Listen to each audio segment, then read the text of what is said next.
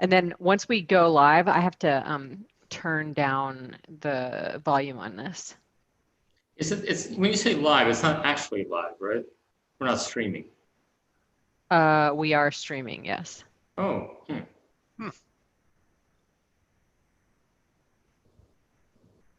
Yeah, so if you go to YouTube, you would see us. I don't think I can handle Okay. that. I already see us. I don't need to see us again. See us in duplicate? Yeah, you would see us in duplicate, and there'd also be an echo, which is why I had to turn it down. Hi, everybody. Welcome to Door 3 TV Open Hours, episode 2 or 2.5, depending on how you're counting. Hi, Liz. Hi, Alex.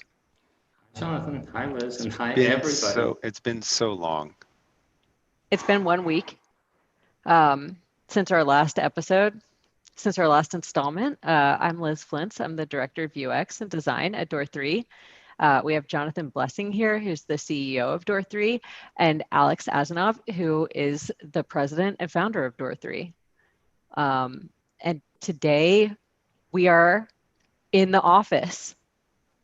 We're literally in open hours of the office. You know, I know it's remarkable. Day. Liz, it occurs to me, depending on which office you're in, you could have the camera face out through the glass and there'd be people. Okay, I'm gonna. You could do that. Turn. I know off we shouldn't my be background. making like directorial decisions while we're streaming. Look at this. Somebody maybe yeah. Look at this midtown vista behind me. I know. That's amazing. That's a real view into midtown, you know? And there's a terrace right behind you where I had my York peppermint patty outside my house. Is that a paid placement? No, but I'll have to get back to who publishes York peppermint patty. Publishers? Okay, I'm gonna turn the camera so that everyone can see. There are people. That there are people. But you could even look at that. Well, I don't see a lot of people. They're doing work. Yeah, it's not the office isn't too full today. But there's a few of us here. Everyone's kind of huddled in separate rooms, which is a thing that we have now. Shocking. So today, since we're in the office, we're going to talk about the office and being back to the office, an ode to office life. So the second episode of Door 3 TV is Ode to the Office. Yes. Or an ode to the office. Our ode. An ode. Yeah. Yeah. All right. Well, and maybe perhaps we'll compose a dirge to remote work. You can't do that. It ain't over. Remote work will still happen. I know. I would still like to write the dirge. There's things that I like about remote work. But I'm glad to not be remote working right now. I mean, I'm remoting right now. Yeah. You suckers are in the office. Yeah. So this is a special day because today is the day that we not today, but this is a special week. It's a special Thursday. It's a special Thursday. This is the first time that I'm meeting my team IRL. I met Yue today for the first time. You've been our director of UX for how long, Liz? 2 months. I'm just starting month 3, and we've been working entirely remotely. I live in Baltimore. My team is in New York for the most part, and we've been completely remote. I mean, I feel like I know them really well, but it's a whole other angle when you see how tall people are. You know, one thing I want to note now that I'm back in the office, and this is my second day back, is that people seem to be taller than I remember them. And I don't know what kind of psychological illusion it is, but it's true. I continually note that people are taller than they became in my head during the year that I didn't get to see them. You kept saying this to me yesterday, Alex. Yeah. The only thing I can think of is I practiced a lot of yoga during the pandemic, and certainly that's kind of opened up and expanded my spine. So maybe You are I've actually taller? maybe I've gained an eighth of an inch. It could be. It could be. Well, I But think of myself as being a very tall person, and so I'm always shocked when that turns out not to be the case when I meet people in real life. All right. So now that All we right. talked Here's about a big office illusions, benefit. Check this out. Look at this seltzer. We have seltzers in the office and candy. And Liz, I think we can definitely have a program where we discuss our feelings about flavored seltzers. But those will all be revenue generating product placements. I enjoy a flavored seltzer myself, but I know that other people disagree, and I'm okay with that. Mm-hmm. All right. So what are we going to talk about? So I thought yeah. that we could do a little before, during, after of the pandemic, probably the most impactful historical event that will occur in our lifetimes with any luck. Knock wood. Knock wood. Yeah. Don't say that. With any luck. Yeah. So the before is what we were all doing, in December of 2019, January of 2020. That was before my time at Door 3. So I have no knowledge of this like prehistory, and I'm curious what that was like. And then the during is the last year and some change, really almost a year and 6 months now. And the after is, we're not quite at after yet, but it looks like, I think we can get a view into after now. Yeah, we've had a taste of after, haven't we? Yeah. Just a little bit. It tasted a lot like beer. Alex, you were much more of an office creature than I ever was pre-COVID. But my sense is that Door 3, we were. I mean, let's be frank. This going remote was easy for us. This was already like second nature to us. We didn't have a lot of infrastructure that was on-prem in the office. Most of us are either currently developers, formerly developers, are extremely comfortable with software tools. So going online and living online was pretty easy for us. And because it was easy for us, that meant that prior to COVID, there was a lot of flexibility. So, I mean, a lot of folks would choose to work remotely just because it was more convenient for them, or it was better for the work. But yeah, we had an office. We had a large office and a real office culture. How many seats were in the old office? I want to say 70 or so. Oh, wow. And that's, we're talking about, so just to be clear, that's just the New York office, plus a massive complex in Kiev that easily could accommodate, another 60 people. Wow. And so with its own, that was its own almost like little compound with property and swimming pool and all of that other good stuff. We had a lease on a large house on the edge of Kiev. Yeah. Yep. Yeah, it was wonderful in many ways, but and to your point, Jonathan, people did choose to take time away from the office for either personal or professional reasons, all of which contributed to productivity. So if someone said, well, I have a lot of heads down time, I need to get a lot of things done just with me and my computer, right? They could choose to come into the office or really spend that time isolated in their home working. And that choice was often made to the benefit of productivity and at times to the benefit of the individual person's well-being, which secondarily contributed to productivity and long-term effectiveness, right? So there's a lot of value in having that choice. I think when we were all sort of forced into our little corners of the world by the pandemic, we still had that isolated space, but we lost the choice for the times when we don't want to be heads down, when it's valuable to be together. and we're sort of rediscovering that what that choice gives us now is kind of the other angle, as opposed to going from a pure office culture, as was traditional in business, to a more hybrid. You can work from home, you can work, which is what Door 3 was doing before, to suddenly being locked down, to then kind of saying, well, what happens if we now rediscover the office? It's a very interesting trajectory. Alex, where were you getting lunch at the old office down at 22 Cortlandt? Liz, our old office was downtown Financial District, across the street from World Trade, above Century 21. Hmm. Yeah, where were your lunch spots? Well, let's see. The Indian Kati roll place. Mm-hmm. There was a Thai place on John Street that was quite good. Up on Pan for the mundane sandwich, which was just right around the corner. They were quick. And I guess you didn't miss that during the pandemic. I didn't miss the mundane sandwich, right?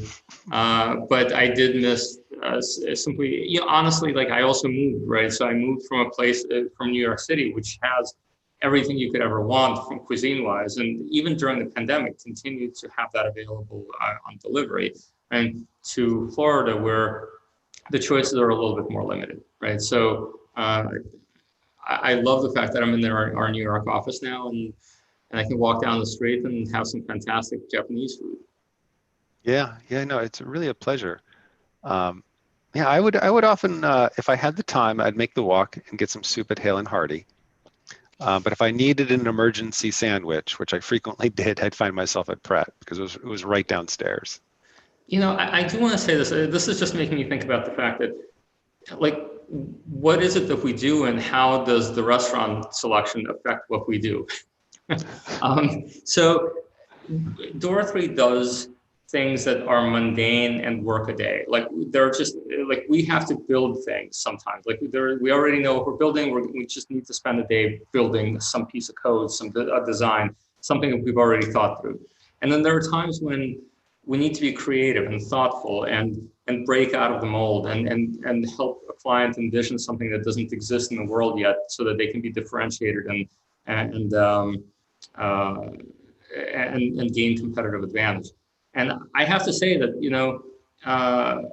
having to live in both of those mindsets of just like, let's be creative, and then let's just crank out what we So what's your right? what's your creative food? What's your creative food? Tie this back to restaurants, because I don't see the through line. My creative food is the ability to make a choice, right? It's the ability to say, hey, I'm going to go out today, or I'm going to stay in and go hungry and go to the gym later. And today I want Japanese food. So my creative food, Alex, I get that, was actually was serendipity. Oh, really? Yeah. So not Midtown necessarily, but one of the things that I really enjoyed about being in New York and working in New York was taking a half hour out of the day, if I could, and just going out and walking, just seeing what happened, without a plan, just knowing I had to be back in the office in 30 minutes for some very good reason, and just kind of drinking in the chaos. Yeah, so I love walking around the city. Yeah, you mean serendipity, the statistical probability of stuff, right? Not serendipity, the ice cream shop in Midtown. I got you wrong. Yes. Yeah, I mean the former, though I do really like ice cream. And frequently on these unplanned, on these kind of no agenda walks, I would find myself eating ice cream. Mm-hmm. Yeah. So actually, I just frequently find myself eating ice cream.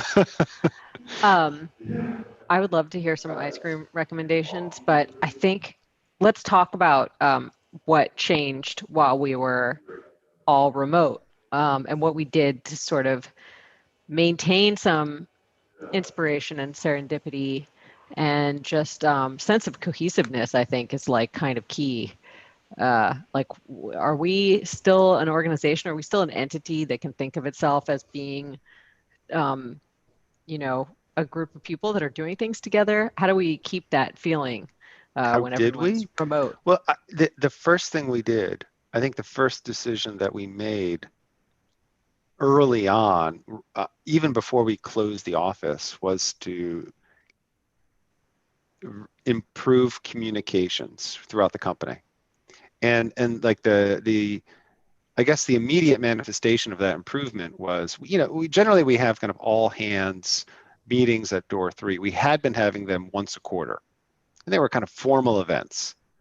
And when COVID really started reordering the world in ways that at the time felt very scary, I think we appreciated how important communication was, and how frequently we would have to be how frequently we would have to come together to talk. So we very quickly established a 2-week routine where we bring the company together and we talk. And they're less formal events, they're less scripted, there's much more give and take. We do our best to answer questions.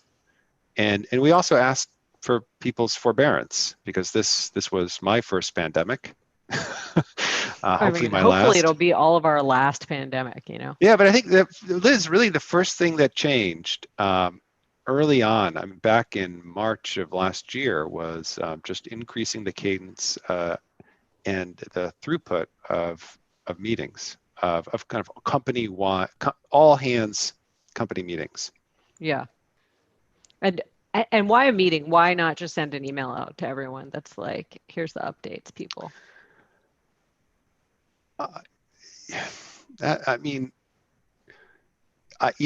Alex, you made this point to me a long time ago, that it's difficult to appreciate how easily misunderstood. Once you have a group of people, and once it passes a certain threshold and number, I don't remember, I think you even suggested a number, that there's a certainty that whatever you say will be misunderstood or not, just really not grokked.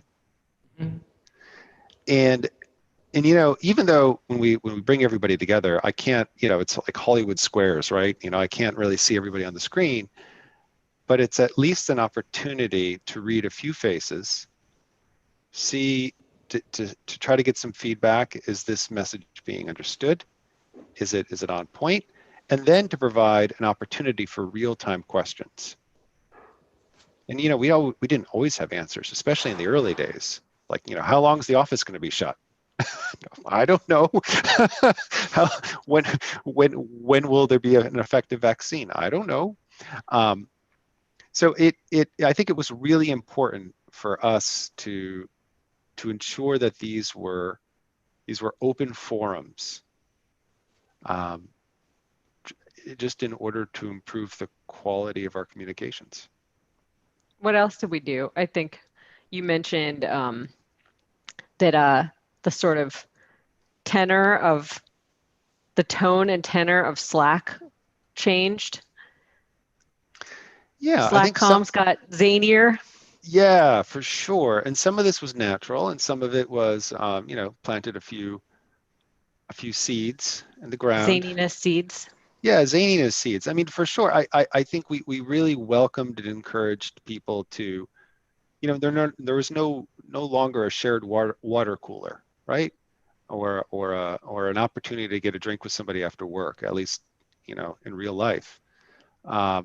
So as much as possible, try to kind of create space and support for kind of interstitial goofiness at work on Slack. Yeah, so there are a lot of silly Slack channels now that kind of cropped up during COVID. I also think goofiness, it's not just Slack. Like when we get on the line like this, right, in the video conference mode, sometimes goofiness is something that people bring to the table. Sometimes, goofiness is something that's brought to them. I remember a conversation with a conference call, an internal one, and one of our employees was prominently featured in kind of the center pane, right? And that person's cat's hindquarters rose majestically into view. Just as the person was saying something quite important. And there's something about that that's, yes, it's a little disruptive, but it's just fantastic, right? It just reminds us all that we're human beings, we're working through something together. And honestly, look, even if it weren't for the pandemic, even if we weren't locked up in our houses, we're all people who are working together. So we all go home to our pets and our families. And our Alex, kids I and think stuff. this was another area where it comes pretty naturally to us here. I mean, I have a hard time keeping a straight face, as I know you do, right? You're probably Yes. even sitting on a whoopee cushion right now. No, but you'll find out who is shortly. And maybe like, yeah, I think that everybody's circumstances changed, you know, we're all uh, found ourselves like, you know, working from various strange places that we never expected to be spending 40 hours a week in, random corners of the house or the apartment. And sometimes the rest of your family would also be doing the same thing. Oh, for sure. Yeah. I think as much as I could, and I tried to reassure people that, yeah, that the chaos, the background chaos that would show up on camera, the unscripted, non-workplace chaos was okay because it's life, and we work now in our lives, right? Our lives are really on display, or really were on display during the pandemic. Yeah, and as much as possible, I wanted people to know that that was okay. Mm-hmm. So as a special open hours special treat, we have live human beings here in the office Really? that are also our colleagues. And I thought maybe some of them could come in and introduce themselves. So I'm going to see if I can get, I'm going to see if I can get Kyle to come in. Yeah, while you're doing that, another thing that occurs to me that we did, we tried to champion the low agenda meeting. So I think like the thing that I personally felt and disliked about remote work was the resistance to spontaneity and creativity. Like, for me to talk, not so much you, Alex, right? I mean, but for a lot of the folks here, there was the expectation that a meeting would have an agenda, and that block of time was to discuss that agenda. And I found it important to kind of to remind people what we were missing now that we weren't in the office. That a lot of the ideas that used to kind of freely circulate weren't circulating anymore, and we had to kind of make space for the ideas. And that means, having meetings without agendas. Yeah. Yeah. Okay, I'm going to introduce Kyle, but or rather, I'll let him introduce himself. But I have to give him my headset. Oh gosh, okay? Is that okay? Bye, Liz. Yeah. Bye. All right, what do you want to say about Liz? Hello, everybody. Hi, Kyle. Actually, I don't know if this headset's working, but No, I it's can hear it working from good. the computer. We Cool. can hear you. Yeah. All right. How you things feeling? are well. New York office is off. Great to be back with people. Love the energy. Yeah. Little known fact about Kyle, he was once in a Pizza Hut commercial. So he's basically a celebrity, a television celebrity. Yes, if there's one person that has their SAG card, it is the Kyle Woody. I do live just south of Los Angeles, and my previous career, one time special, I was in a Pizza Hut commercial. So. Okay, Kyle, do you hear me? Yes. Immediately, I need to see a post in Slack, this ad on YouTube. Sorry, Kyle. Yes, definitely. Immediately. I will. I want you guys to prepare yourself. It's some splendid acting. How was the pizza? The wild and crazy college kid in the Pizza Hut commercial. So I think I delivered. Yeah, any pizza retailers out there, some kind of software as a service, website, logistics, and acting talent. We have all of your bases covered here at Door 3. One-stop shop. Wow. Send us an email, projects@door3.com. Actually, send us a pizza. Yeah. Yeah, we'll take that too. Okay. I'm trying to get one of the designers to come in and introduce herself. Bye, Thank Kyle. you, guys. By the way, Bye, here's an Kyle. example of how a low agenda event can lead to discovery. Thanks, Kyle. Thank you. I enjoy yeah, how I like, yes, this is good. Yeah, we're yes. Okay, there's headphone issues.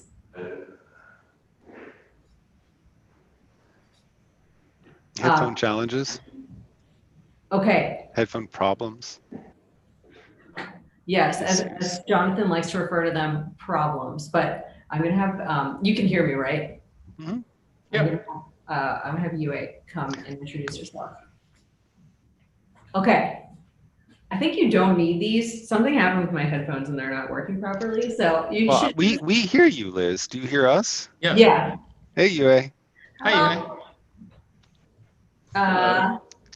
This is Yue. She's one of the designers on the design team. Will you introduce yourself? Yeah, hi, I'm Yue, and I'm the UX designer in Door 3. Are we still talking about just in the team, or? Yeah, and we're I got a little distracted by Kyle's by needing to tell everyone about Kyle's Pizza Hut story, but I was hoping you could talk about something that you missed at the office.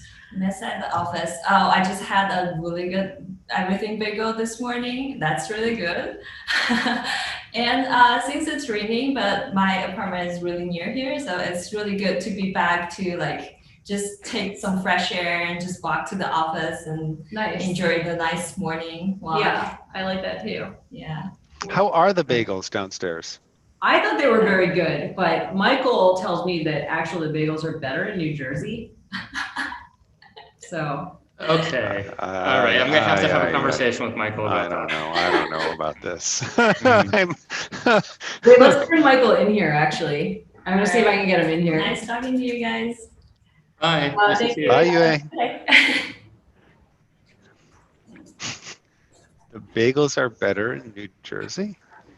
I know. I thought that was a little. I thought I was a little uncalled for myself. I don't know. I don't know that he has any credibility in my eyes anymore. Yeah, 8 blocks from here, there's Essa Bagel, and Essa Bagel is fantastic. And there's I no like way anything Essa. in New Jersey. I like Essa a lot. I did not enjoy back in the day their customer service though. Oh, it was horrific. But I mean, it's New York, right? Oh, the people midtown Essa Bagel was always much friendlier than the one on the Lower East Side. Oh. Oh, it wasn't Lower East Side. It was closer to Stuytown. Okay. Finally, Hello, here's Michael. Hey, Michael. Hey, Michael. how's everybody doing? Okay, so the two questions are: Thank you. what do you do for us, and what's going on with New Jersey and bagels? Oh. Yeah, sorry. I revealed that you're a Jersey bagel bigot. Artisan. My name is Michael Montecuollo. I head up principal consulting at Door 3. I've been with the company for 14 years this month, and I'm one of the partners of the firm. And I am born and raised in the great state of New Jersey, and am therefore biased to believe that we have superior bagels to the state of New York. I mean, you're not making an argument grounded in objectivity. You're just saying because you are from New Jersey, therefore you think their bagels are better. I am being open about my bias. Okay. And then That's the first step. yeah, but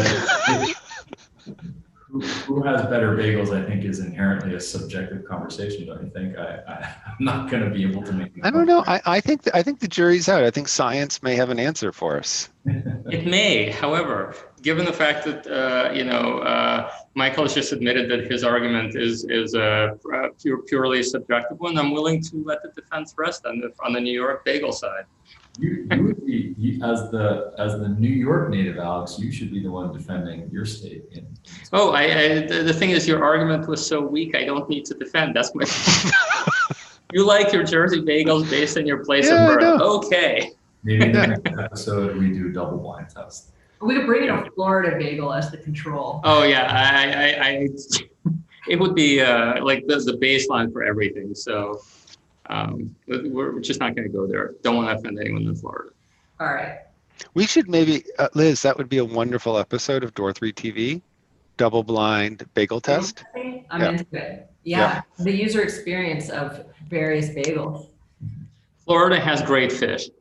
I just want to apologize to the state of Florida about my bagel comment. You guys have great fish. We got great bagels. We're good. Put the fish in the bagel. We can have different regions can have different strengths. It's okay. Our strength is in our diversity. Okay. Well, thanks everybody. I think that we're at the end of episode 2, an ode to the office. Thanks for hanging out. Who are we? Who wants to do the outro? Jonathan, it's all you.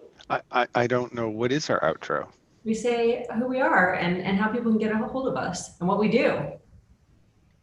I'm Jonathan. You can find us on the internet. And we're technology consultants and software developers. How can people find us? How can they reach us with concerns, problems? Door3.com, Liz. Projects at door3.com is the email. And also projects at door3.com. Yeah, and that, but there's the website. You can go to the website and all this information. And also now at 370 Lexington Avenue. I feel like I'm being grilled by my father, right? You know, when I was a young man, sorry. And he would ask me, so where do you live? And I'd say, and I'd give my address. What's your phone number? And yes, that's what I feel like is going on. Everybody knows how to find us thanks to our website. I mean, they're presumably watching us on the internet itself. Yeah. Yeah, it's not like they discovered a floppy disk on the ground, picked it up, put it in there. All right. Okay. Thank you. Thanks, guys. Bye, everybody. See you next week.